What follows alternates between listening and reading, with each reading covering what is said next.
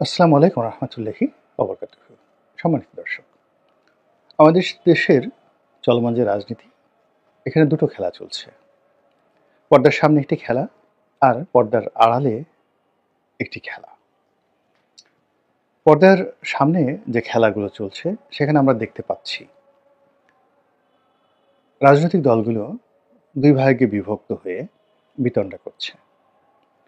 BNP এবং সমমনা দলগুলো ডিসেম্বরের মধ্যে 2025 সনের ডিসেম্বরের মধ্যে নির্বাচন চাচ্ছে। বিরোধী পক্ষ জামাত এবং তার অনুগত সাহায্যকারী ছোট ছোট দলগুলো, তাদের বক্তব্য হলো প্রয়োজনে সংস্কার করতে হবে, স্থানীয় সরকার নির্বাচন আগে করতে হবে, এবং এই সরকারকে আইন শৃঙ্খলার ব্যাপারে যত্নশীল হয়ে একটা সুষ্ঠু নির্বাচন করার মতো পরিবেশ তৈরি করে তারপরে যৌক্তিক সময় পরে নির্বাচন অনুষ্ঠান হতে পারে। এগুলো নিয়ে রাজনৈতিক দলগুলোর মধ্যে বিরোধ এমন পর্যায়ে চলে গেছে যে এখন রীতিমতো কাদা ছোড়াছুড়ি হয়ে যাচ্ছে। যে অভিযোগ আওয়ামী লীগ করতো জামাতের লোকজনদেরকে রাজাকার বলে গালি দিত, এখন বর্তমান যারা জামাত বিরোধী লোক রয়েছে তারাও তাদেরকে রাজাকার আলবদর শুধু নয়, নতুন নাম হয়েছে আলবটর। তো এই আলবটর বলে গালাগাল দিচ্ছে, মুনাফিক বলে গালাগাল দিচ্ছে, বেঈমান মির্জাফর বলে গালাগাল দিচ্ছে। অপরপক্ষে জামাতও ছেড়ে কথা বলছে না, তারা জালেম, জাহেল, তারপর চাঁদাবাজ এসব বলে গালাগাল দিচ্ছে। এরপর ছাত্ররা যে কিংস পার্টি গঠন করছে, এটা নিয়ে বিএনপি যখন কথা বলছে তখন বলা হচ্ছে যে বাংলাদেশে father of the kings party হলো বিএনপি।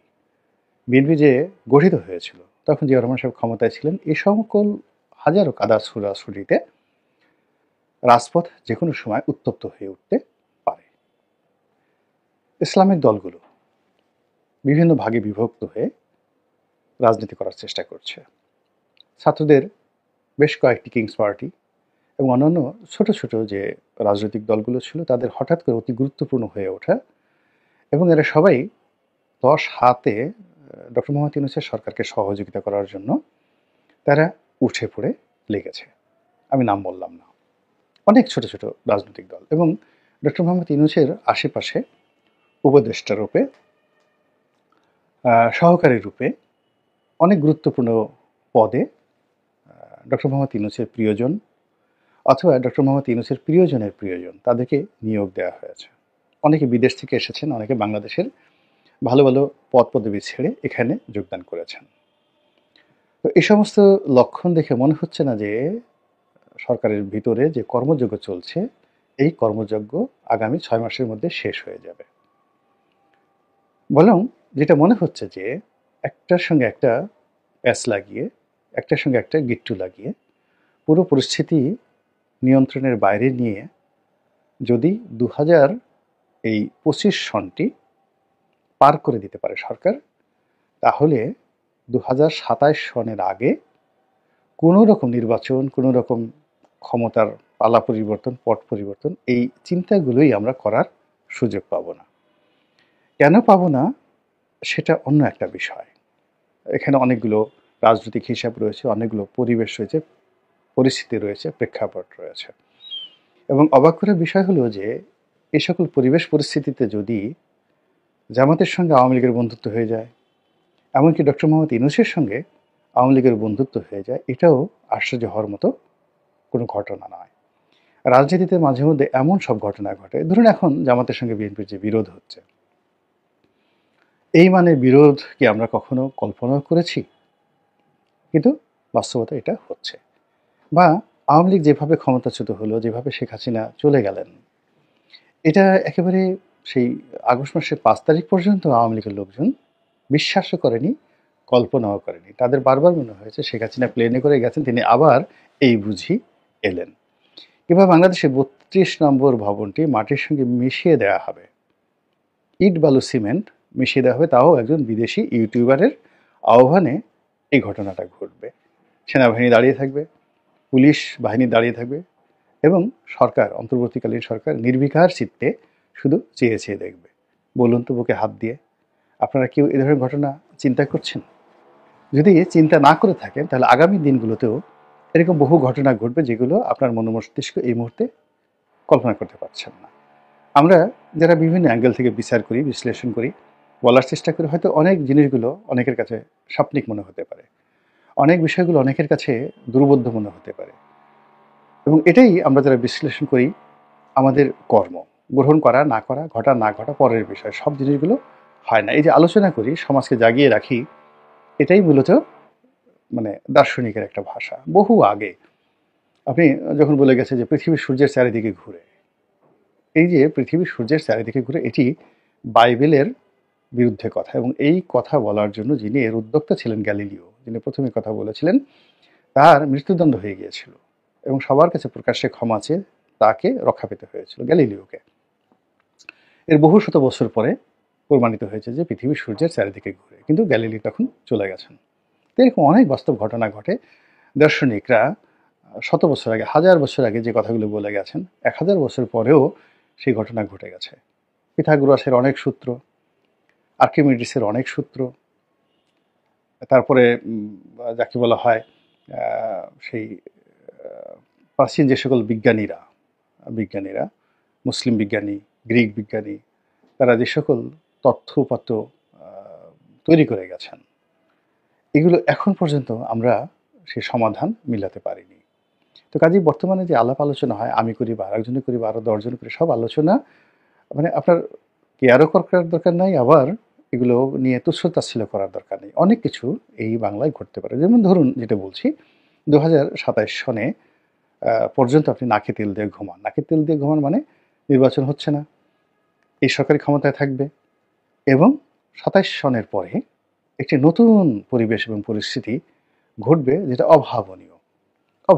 কেন অভাবনীয় তা প্রমাণ করার জন্য আমি আগে বলছি যে শেখ হাসিনার পতন হবে। আমি এটা 2014-15 সন থেকে বলা শুরু করেছি, এবং তখন আমি বলেছিলাম যে শেখ হাসিনা যেভাবে তার প্রতিপক্ষকে শেষ করে দিচ্ছেন, রাজনৈতিক ইনস্টিটিউশন এবং রাষ্ট্রীয় ইনস্টিটিউশনগুলোকে যেভাবে তিনি ধ্বংস করছেন, ফলে আশ্রয় নেওয়ার মতো তার কোনো জায়গা থাকবে না।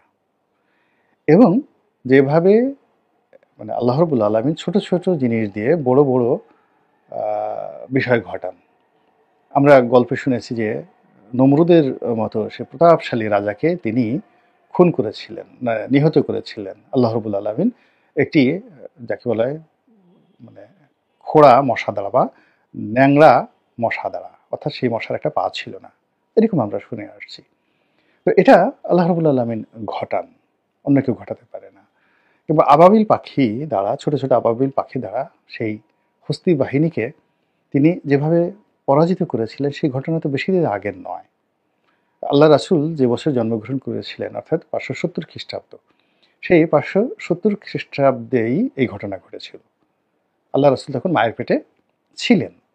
ওই সময়টাতে এই ঘটনা ঘটলেন যে একটা বিশাল হস্তি বাহিনী, আব্রাহার বাদশাহ, তো বাদশাহ আব্রাহা, তো আকাশ থেকে ছোট ছোট পাখি, মানে মসুরি দানা বা মটরশুঁটির মতো ছোট পাথর ফেলে দিয়ে এই বিরাট বাহিনীকে ধ্বংস করেছেন। এটা তো ইতিহাসের একেবারে নির্মম সত্য।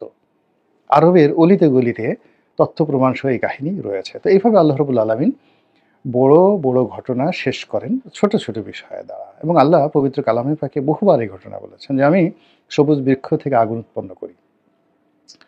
তো এইরকম মানে এখন ছাত্র জনতার হাতে, একেবারে নবীন ছাত্র, এই নাহিদ বলেন, মাহফুজ বলেন, এরা আমার মানে জ্যেষ্ঠ সন্তান, বড় সন্তানের চেয়েও 2-3 বছরের ছোট বয়সে। তো তাদের হাতে শেখ হাসিনার পতন হবে, যে শেখ হাসিনার ভয়ে আমরা সারাদিন দম বন্ধ করে রাখতাম, যেন আমাদের নিঃশ্বাস প্রশ্বাস কেউ শুনতে না পারে। আমরা দৌড় দেওয়ার জন্য, পালানোর জন্য এতটা মানে ব্যতিব্যস্ত থাকতাম। আপনি দেখবেন যে অনেক রাজনৈতিক নেতা বিভিন্ন রাজনৈতিক সমাবেশে বক্তব্য দিচ্ছেন, আর বারবার তাকে কে ধরতে আসছে এই দিকে নজর রাখছেন। আর যেই মুহূর্তে পুলিশের একটা বাঁশিতে ফু দিল, আর সেই নেতা মাইকের বক্তব্য রেখে এমনভাবে দৌড় দিল, সেগুলো তো আমরা ভাইরাল হয়ে গেছে। তো আমরা দৌড় দেওয়ার ক্ষেত্রে যে দক্ষতা, অভিজ্ঞতা অর্জন করেছিলাম, তার ফলে আমরা সফলও হয়েছিলাম। তো সেই সফলতা নিয়ে আমরা যখন খুব খুশি, তখন এই যে ছাত্র জনতা আবাবিল পাখির মতো এসে আমাদের একটা বিজয় এনে দিল এবং শেখ হাসিনার পতন হলো। তদ্রূপ এখন এই সরকার যা কিছু করছে, আগামী যদি 2 বছর সরকার এইভাবে চলতে থাকে, তাহলে একটা নতুন পরিবেশ পরিস্থিতি তৈরি হবে। সেই পরিস্থিতিটা যে কি হবে আমরা এখনো পর্যন্ত আন্দাজও করতে পারছি না। আন্দাজ করতে পারছি না এই কারণে যে শেখ হাসিনার জমানাতে যে সকল যাকে বলা পলিটিক্যাল ডিজাস্টার হয়েছে, সেই ডিজাস্টার তো আপনারা জানেন যে দৈব দুর্বিপাক। তো পলিটিক্যাল রাজনৈতিক যে দৈব দুর্বিপাক হয়েছে শেখ হাসিনার জমানাতে, এখন সেগুলোর আবার যতটুকু অবশিষ্ট ছিল সেই দুর্বিপাকের যে লণ্ডভণ্ড রাজনীতি, যখন কোথাও ঘূর্ণিঝড় হয়, বন্যা হয়, তো সেইগুলো সেই বন্যা মানুষের জীবন, ধন, সম্পত্তি সব কিছু তছনছ করে দেয়। আর এখন সেই তছনছ করে দেওয়া রাজনীতি, শেখ হাসিনার জমানাতে তছনছ করা অর্থনীতি, এটি রিবিল্ড হচ্ছে না। রিবিল্ড না হয়ে উল্টো আরও নতুন জটিলতার মধ্যে পড়েছে। ফলে আমরা ক্রমশ বিরাজনীতিকরণের দিকে যাচ্ছি। আমাদের রাজনৈতিক যে শক্তিগুলো রয়েছে, যেগুলোর প্রতি মানুষের আশা ছিল, আকাঙ্ক্ষা ছিল, বিশ্বাস ছিল, সেগুলো নষ্ট হয়ে যাচ্ছে। দ্বিতীয়ত, রাষ্ট্রের যে প্রধান প্রধান অর্গানগুলো, যেমন ধরেন আমাদের সুপ্রিম কোর্টে যে ঘটনা ঘটেছে এই 2024 সনের আগস্ট মাসের পরে, আমাদের নিম্ন আদালতগুলোতে যে ঘটনাগুলো ঘটেছে এবং এখন পর্যন্ত ঘটে চলেছে, কি বারে কিংবা বেঞ্চে, আমাদের পুলিশ বাহিনীতে, আনসার, মিলিটারি, সেক্রেটারিয়েটে যে সকল ঘটনা ঘটছে, এই ঘটনা আমরা আসলে কেউ কখনোই আগস্ট মাসের আগে কল্পনাও করতে পারিনি। পুলিশকে টানিয়ে, মেরে টানিয়ে তার লাশ একেবারে সেই আদিম যুগের মতো করে লাশ টানিয়ে রাখা হবে এবং সেই পুলিশের সেই লাশ উদ্ধার করার জন্য বলতে গেলে ট্যাঙ্ক বাহিনী নিয়ে তারপর পুলিশকে সেই লাশ আনতে হবে, এই কথা কি আমরা কল্পনা করেছি? কখনো আমাদের কল্পনা আসেনি। তদ্রূপ এখন যে ঘটনাগুলো ঘটছে, এই ঘটনায় শুধুমাত্র আপনি দেখেন যে সুপ্রিম কোর্টে এখন সেনাবাহিনী পাহারা দিচ্ছে, এটা হলো বাস্তবতা। সচিবালয়ে যারা বসে আছেন, কতগুলো গুরুত্বপূর্ণ অফিস রয়েছে। আপনি যদি ক্যাবিনেট ডিভিশনে যান, আপনি যদি সংস্থাপন বিভাগে যান, আপনি যদি শিক্ষা বিভাগে যান, আপনি যদি যোগাযোগ মন্ত্রণালয়ে যান, আপনি বুঝতে পারবেন যে সেখানে কি পরিমাণ কাজ হচ্ছে বা কী ধরনের কর্মকাণ্ড হচ্ছে। এই সকল সচিবদের সাথে কথা বলেন এবং আপনি যদি আইন মন্ত্রণালয়ে যান, সেখানে কথাবার্তা বলেন, আপনি বুঝতে পারবেন দেশ কীভাবে চলছে। এগুলোতে একটা প্রতিক্রিয়া আছে। সেই প্রতিক্রিয়ার সঙ্গে সঙ্গে রাজনৈতিক দলগুলোতে যান, দেখুন যে আপনি কাউকে হ্যাপি দেখতে পান কিনা, দূরদর্শী দেখতে পান কিনা। একেবারে ছোট রাজনৈতিক দলের অফিস থেকে শুরু করে বিএনপির অফিসে যে দেখেন, সকলের মধ্যে হতাশা। একইভাবে আপনি ডক্টর মোহাম্মদ ইউনূসের অফিসে গিয়ে দেখেন, সেখানেও আপনি কোনো শান্তি দেখতে পাবেন না। তো এই যে জিনিসগুলো, এই জিনিসগুলো আমাদের বোধ এবং বুদ্ধিকে নষ্ট করে দেবে, আমাদের চিন্তা শক্তিকে নষ্ট করে দেবে, আমাদের আশাকাঙ্ক্ষাকে ধূলিসাৎ করবে।